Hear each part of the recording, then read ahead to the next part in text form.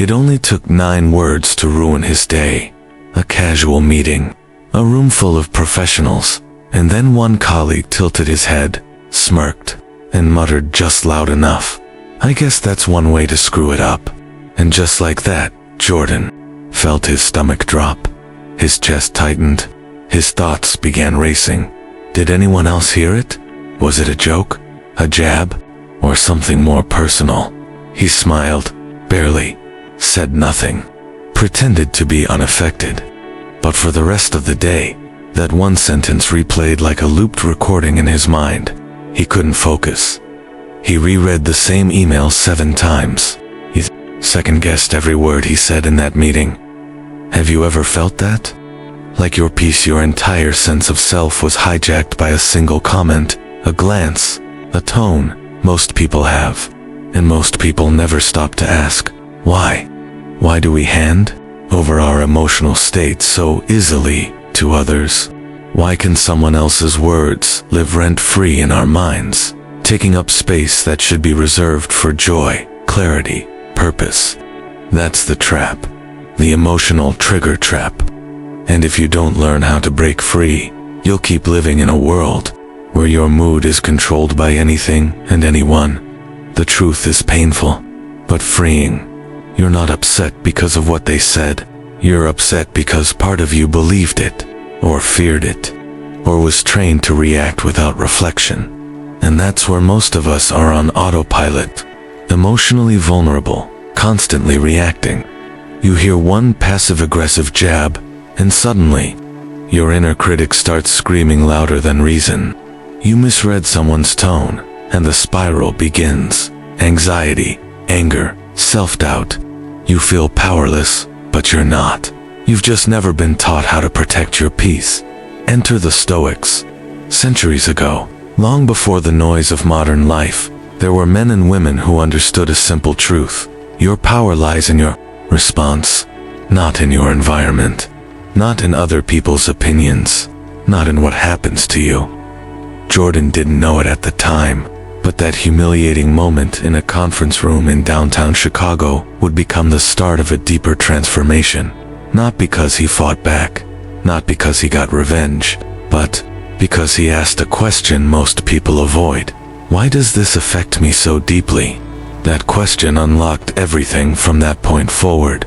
He started noticing the pattern, the knee-jerk emotional flare-ups, the hidden expectations that others would validate him, the habit of letting external events dictate his internal weather. But breaking the cycle wasn't about suppressing emotion. It wasn't about pretending not to care. It was about stepping into a new level of self-mastery. It began with awareness. Jordan started journaling every time something triggered him. Who said what, how he felt, how long it lasted. He discovered that most of his pain wasn't about the present moment. It was old fear, insecurity, pride, replaying itself. Then came He realized that not every comment deserved interpretation. Not every opinion was a mirror. Some people speak from their own wounds, and you don't have to bleed with them. Finally, he reclaimed his pause. That sacred moment between stimulus and response. The Stoics lived there. In that pause is power. In that pause, you choose who you are, not who they provoke you to be. The hook is simple, but it changes lives. No one has access to your peace unless you hand them the key. So ask yourself this: who has the key right now? And if it's not you, are you ready to take it back? If this story stirred something in you, if it cracked open the door to a deeper kind of strengths, subscribe to this channel. Your support fuels the stories, the lessons, and the truth that needs to be told. Help us build a community of calm in a chaotic world. Now, let's make this interactive. When someone insults you, what do you usually DOA? React instantly. Explain, push back. B. Pause, breathe, observe, and respond with intention. Comment A or B below, and let's see how many of us are ready to grow stronger together. It wasn't until Jordan left everything behind: the buzzing phone, the city noise, the unspoken expectations, that he finally began to hear something else. Himself. He had taken a 2-week sabbatical and traveled halfway across the world to Kyoto, Japan. Not for a vacation, not to escape, but to seek clarity. To find something no performance review or productivity hack had ever given him. Peace that could not be shaken. He stayed with Cameron, an old friend and former psychologist who had traded skyscrapers for shrines. Her home sat quietly near the moss-covered stones of Nanzanji Temple. No traffic, no emails. Just wind through leaves and the echo of stillness. Over morning tea, Cameron asked the question that would become the doorway to everything. Where do you go when the world gets loud? Jordan didn't have an answer. He realized he had never built a place inside himself where chaos couldn't reach. His entire life had been a reaction to noise, not a refuge from it. That's when Cameron told him, you need to build an inner sanctuary, a place within that no insult, failure, or demand can touch. Not a retreat, not denial, but a stronghold, a mental and emotional space rooted in presence, perspective, and principle. The Stoics called it reason guided by virtue. Today, we might call it emotional sovereignty. And like anything worth building, it would take training. Every morning before sunrise, Jordan sat beneath a blooming cherry tree as Cameron guided him through mental rehearsal. She had him imagine frustrating situations, a delayed flight, a confrontational boss, a forgotten deadline. Not to brace himself for suffering, but to train how he would respond with intention. Each breath was a rehearsal for strength. Each scenario was a rep for his soul. That practiced deliberate reflection before the storm changed everything. It gave him distance, not detachment, but perspective. The kind Marcus Aurelius spoke of when he wrote, "You have power over your mind, outside events. Realize this, and you will find strength." Evenings were sacred too. Jordan kept a Stoic journal, simple, honest entries, where he asked himself 2 things. What was in my control today? And how did I respond to what wasn't? The habit stripped away the illusion of control and replaced it with the grace of response. He learned to stop resisting the uncontrollable and started mastering his interpretation of it. But perhaps the most difficult part came when Cameron asked him to turn off all digital notifications for 3 full days. No phone calls, no social media, no headlines. Jordan agreed, reluctantly. The silence at first was unbearable. He didn't realize how addicted he was to stimulation, how every buzz and ping gave him a sense of importance, even if it drained him by day 2. Something shifted. The silence stopped being empty and started being full. He heard the sound of his own thoughts without interference. He felt moments stretch, slow, soften. For the first time in years, he felt present. Stillness, he discovered, wasn't the absence of action. It was the foundation of wise action. Cameron introduced him to what she called a mental diet. If you feed your body junk, it weakens. If you feed your mind outrage, anxiety, and noise, it decays. Jordan started consuming differently, not just books and music, but conversations, media, even his own thoughts. He asked himself constantly, is this strengthening me or stealing from me? The more intentional he became, the stronger his sanctuary grew. It wasn't about being untouched by the world. It was about becoming unshakable within it. One afternoon, while watching the breeze ripple across a koi pond, Jordan understood the sanctuary wasn't a place to hide. It was the place you return to before you speak, before you act, before you react. It was a space where ego dissolves and values emerge, where you remember who you are, so the world doesn't tell you. Before leaving Kyoto, Jordan stood outside the temple gates and thanked Cameron. "This place changed me," he said. She smiled. "The place was never here. It was always inside you. Now you know how to get back to it." He returned to Chicago with the same job, the same schedule, the same people, but something was fundamentally different. He no longer feared discomfort. He welcomed it as a test of his sanctuary, because once you've built your fortress within, the storms outside lose their power. It happened in front of 200 people. Jordan stood on stage at a leadership summit in New York City, presenting the results of a year-long project his team had poured their hearts into. Everything had gone smoothly until the final Q&A session. A man in the front row, an executive, known more for his ego than his insight, raised his hand and with a sarcastic smile asked, "So tell me, how much of this was actually your idea? Or did you just repackage someone else's work?" The room went silent. Eyes turned. Some smirked. Others looked down. Jordan felt the heat rise up his neck. For a moment, every part of him screamed to defend, to lash out, to correct the record. His breath caught in his throat.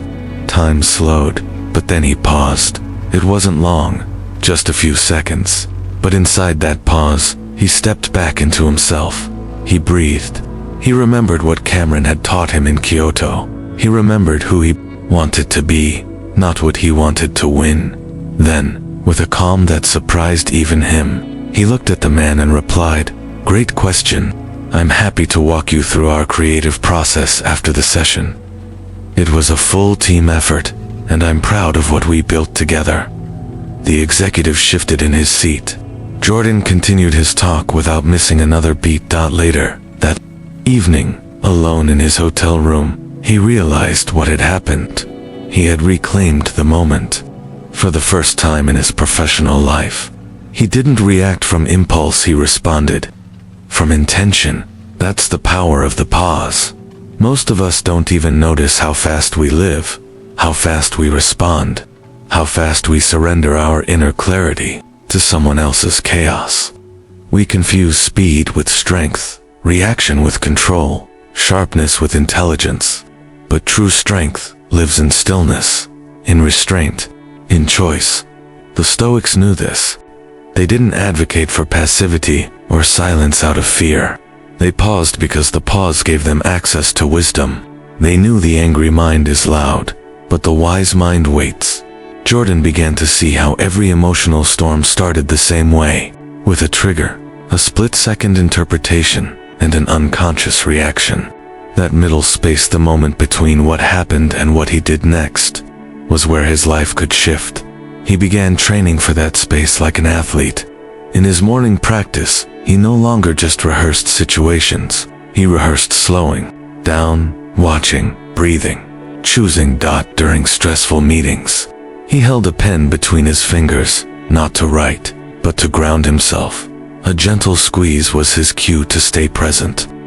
When he received a frustrating email, he forced himself to wait, at least an hour before replying.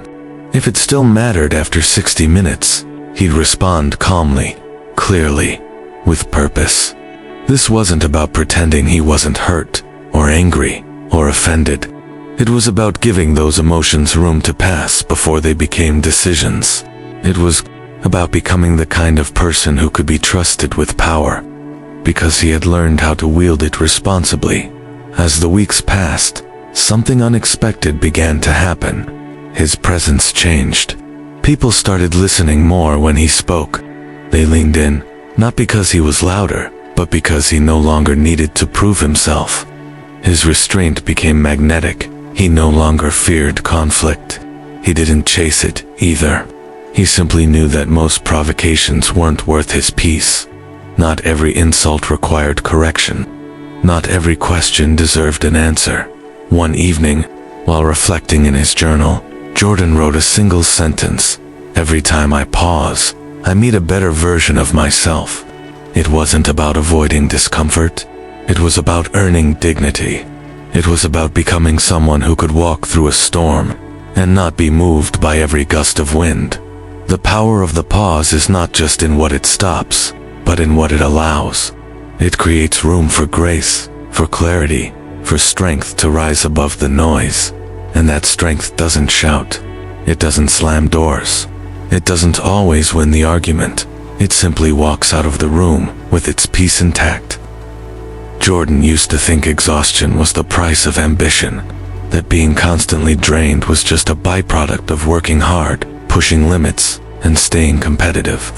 But there came a day weeks after his return from Kyoto when he sat alone in his apartment, physically fine but utterly depleted. No meetings, no fires to put out, and still, his chest felt heavy, his mind scattered, his energy gone. He wasn't tired from doing too much. He was tired from spending too much of himself on things that gave nothing back. That day, something shifted. He didn't need more coffee or a better time management app. He needed a new kind of awareness, a conscious audit of how he was spending his energy, because energy, he realized, is a currency more valuable than time. You can have 12 free hours and still feel stuck if you don't have the energy to use them well. But no one talks about that. No one teaches you to protect your attention like it's sacred, to guard your emotional bandwidth like it's gold. Jordan started by listing everything that had taken something from him that week. A back and forth argument in a group chat that led nowhere, replaying a colleague's offhand criticism over and over in his head. Half a dozen YouTube comment sections he scrolled through just to get annoyed. Each one was a transaction he never agreed to, withdrawals from a bank account he wasn't monitoring. That's when he created his energy audit. It wasn't complicated. Every evening, he listed what gave him energy and what drained it. Over time, the patterns revealed themselves. Certain people left him inspired, others left him hollow. Some activities, even the productive-looking ones, left him empty. It wasn't about judging, it was about recognizing the cost. Seneca once said, "We suffer more often in imagination than in reality." Jordan now understood that in a very modern way. Half his exhaustion came not from life's events, but from the imaginary battles he fought in his head. The what-ifs, the replays, the silent rehearsals of conversations that never happened. The solution wasn't to shut off emotion. It was to become selective. Not every thought deserves a seat at the table. Not every drama needs your commentary. Not every request deserves a yes. Jordan began using what he called the 3 filters. Whenever something pulled at his energy, he asked himself, is it true? Is it necessary? Is it kind? If it didn't pass all 3, he let it go. That clarity created space, and in that space, he started to recover, not just physically, but spiritually. He felt lighter, quieter, more himself. One of the boldest decisions he made was taking a 48-hour no-drama detox. For 2 full days, he said nothing negative. He avoided gossip. He ignored outrage online. He didn't engage in debate. Just for 2 days, he let silence be his answer. At first, the urge to correct, to respond, to chime in was overwhelming. But by the second day, he began to feel something he hadn't in a long time: rest. Not the kind you get from sleep, but the kind that comes from being emotionally off-grid. He didn't realize how much tension he carried from simply reacting. 2 things that had nothing to do with his values. The deeper lesson wasn't about isolation or avoiding conflict. It was about understanding that energy is limited, and every moment you spend on what doesn't matter is stolen from what does. Jordan used to chase every invitation to argue, explain, defend. Now he let them pass. He understood that not everything needed to be addressed. Not everything deserved a reply. Most provocations, once left unanswered, died on their own. His world didn't shrink. It expanded. Because with reclaimed energy, he could now give more to the things that mattered. He poured into friendships that were reciprocal. He returned to creative work he'd neglected for years. He found time for silence, for nature, for building a life that felt sustainable, not just impressive. He once thought being busy was a badge of honor. Now peace was his proof of growth. The final line he wrote in his journal that week read, "Energy wasted is life unclaimed." And from that day forward, Jordan vowed to protect his energy like his life depended on it, because, in many ways it did. People noticed the change in Jordan before he did. At first it was subtle. He spoke less in meetings, but when he did, people leaned in. He didn't flinch when deadlines tightened or when tempers flared around him. He no longer interrupted. He listened with a presence that made others pause.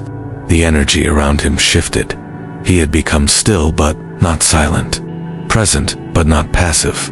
Stillness, he discovered, was not the absence of action. It was the absence of chaos. There was a time when Jordan confused movement with momentum and reaction with strength. He lived fast, thought fast, responded fast because he feared falling behind, being misunderstood, being taken advantage of. Calm felt risky. Stillness felt like surrender. But now, after months of reflection and deliberate practice, he began to understand. Stillness was not retreat, it was control. Not control over others but over himself, in a world that values speed and spectacle. Calm is rebellion. Jordan started walking every morning before sunrise, not for cardio or steps, but to witness his own mind before the world could influence it. He walked in silence. No podcasts, no texts, just the sound of his breath and the rhythm of his thoughts. At first, it was uncomfortable. His mind reached for distraction, but the longer he walked, the quieter it became. Stillness taught him to observe before responding. It gave him the space to ask different questions, not what do I need to fix, but what does this moment actually require? Most of the time, the answer was nothing. Just presence, just awareness, just calm. He began recognizing how often people confuse noise for relevance. Some people yell just to feel heard. Others provoke to feel powerful. But power, real power, doesn't need to shout. It doesn't need to prove. It doesn't need to react. One evening, during a tense dinner with extended family, an uncle known for baiting political arguments turned to Jordan and said, "Still think all that Stoic stuff makes you smarter than everyone else?" Jordan looked at him, steady and unshaken, and replied, "Not smarter, just quieter." Then he smiled and went back to his meal. The conversation didn't escalate. The energy dissolved. Not because Jordan won, but because he refused to play a game beneath him. This was his superpower now, disarming chaos with calm, walking away without a scratch, holding his ground without raising his voice. He realized that some people push buttons just to feel in control. But when those buttons no longer work when you meet fire with stillness, they begin to unravel. Not because you hurt them, but because you refuse to feed them. Marcus Aurelius once said, "Nowhere can man find a quieter or more untroubled retreat than in his own soul." Jordan now lived by that truth.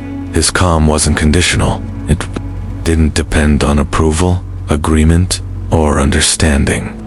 It was built on something deeper self-trust. He no longer suppressed his anger.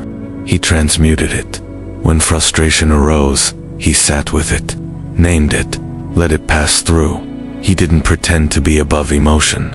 He simply refused to be owned by it, and the world, in response, gave him a new kind of respect, not the kind born from fear or authority, but from presence.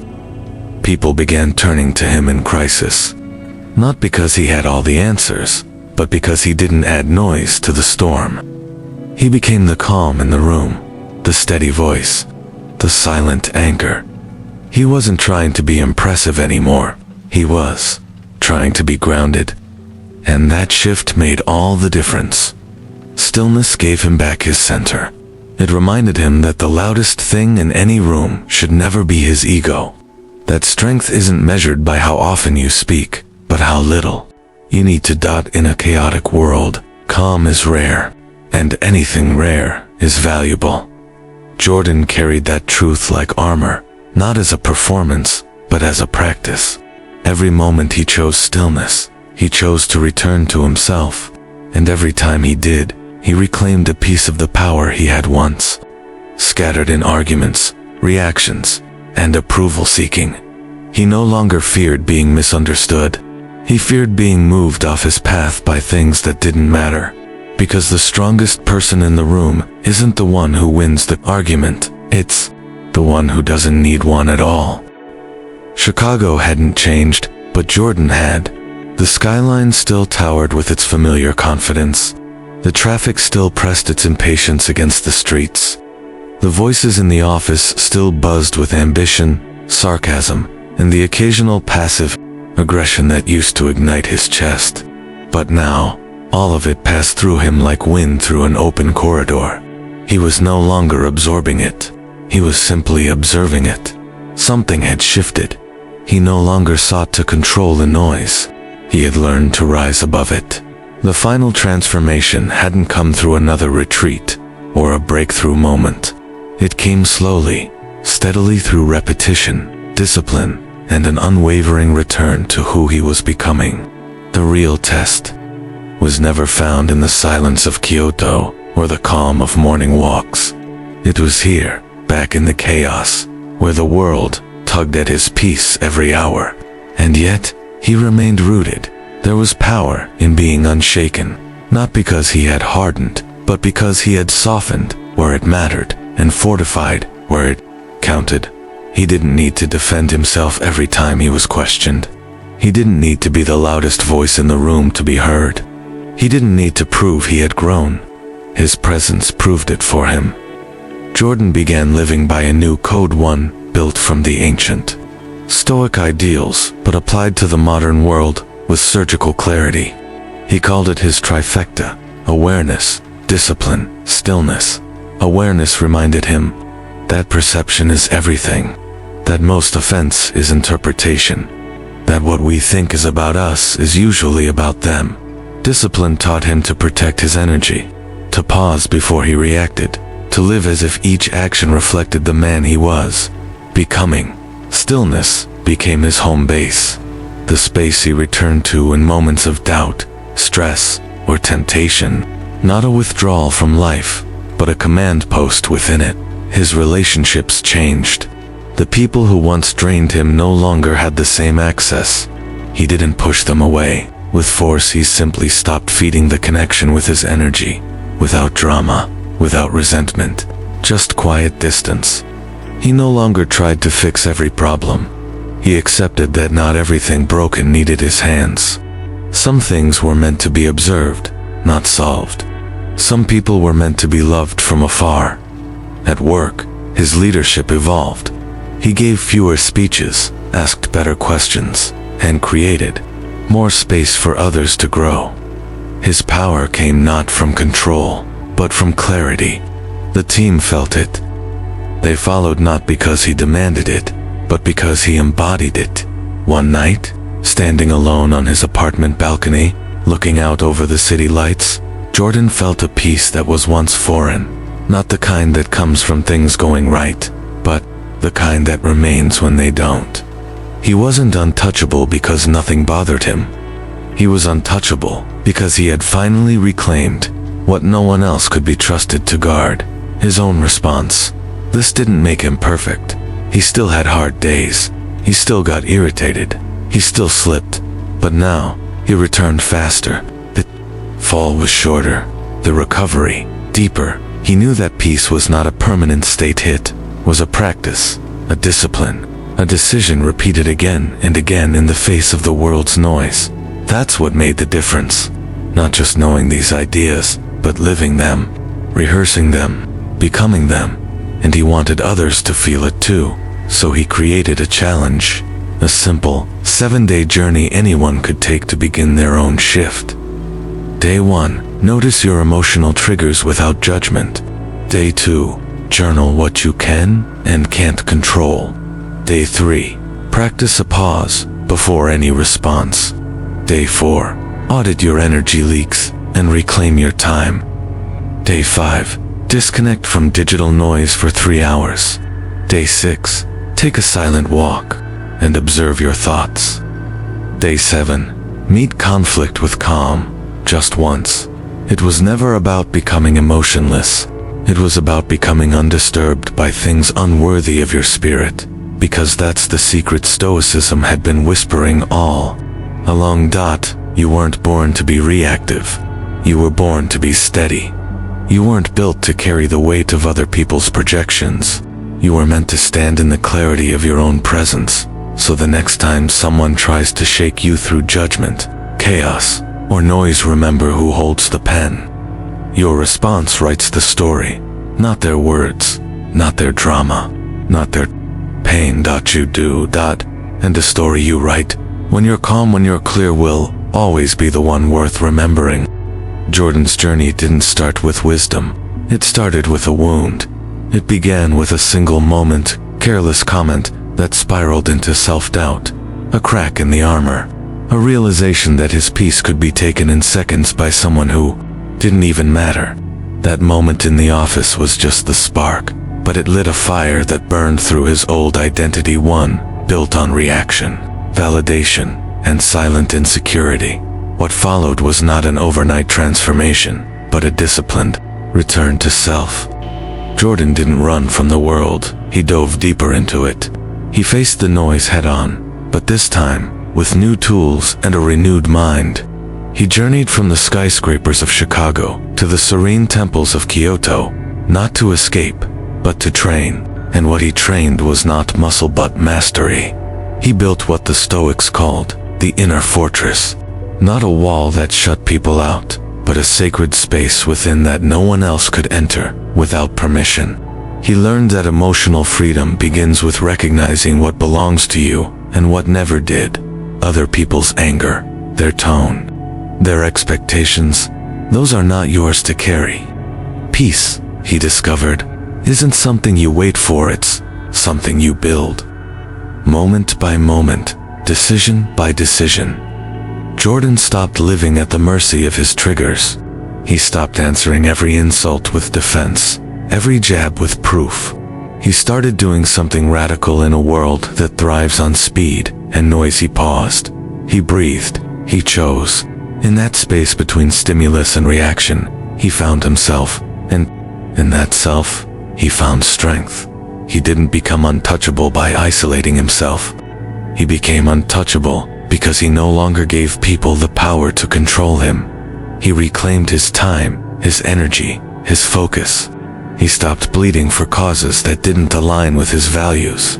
He learned to let silence win battles that words never could. Stillness became his shield, not to hide, but to disarm.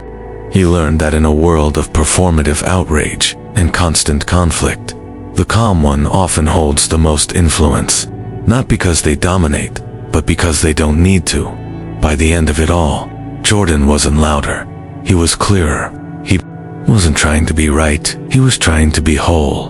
And that wholeness became a quiet revolution in every room he entered.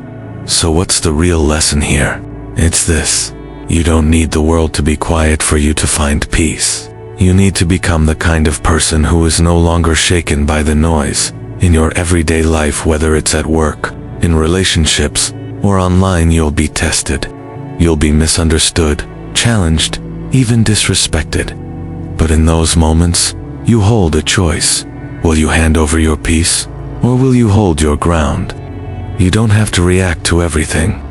You don't have to explain yourself to everyone. You don't have to attend every argument you're invited to. You're allowed to pause, to breathe, to walk away. That is not weakness, it's wisdom. Start small. Begin with one pause a day, one intentional breath, one moment where you choose not to feed the fire. Build your inner sanctuary through daily reflection, digital boundaries, and by surrounding yourself with people who pour into you, not pull from you. Train your mind like you train your body, because mental strength is earned the same way, through repetition, discipline, and resilience. And remember, the calmest person in the room isn't indifferent, they're in control. Now, I want to hear from you. After hearing Jordan's story, his fall, his rise, his rediscovery of self, what part resonated with you most? Feel free to share why. Your insight could help someone else see their own journey more clearly. If this story moved you, helped you breathe a little deeper, or gave you a new way to see your life, please consider subscribing to this channel. It's your support that fuels more stories like Jordan's. Stories that remind us we are not powerless in the chaos. We can be the calm. Thank you for being here. Until next time, stay still, stay strong, and stay true to who you're becoming.